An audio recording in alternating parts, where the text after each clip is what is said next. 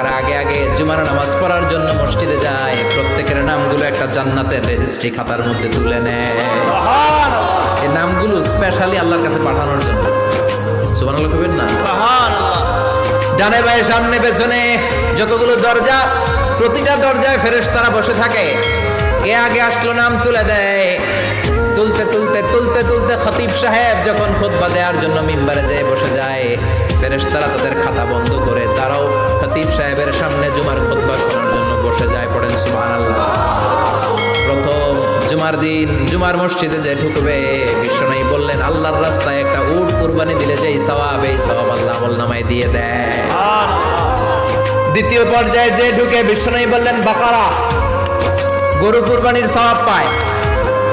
তিন নম্বরে যে ঢুকবে, বিশ্বনবী বললেন কাবসা, হাদিসের ভাষায় এসেছে আল কাবাস। কাবাস মানে হলো বকরি। বকরি কুরবানির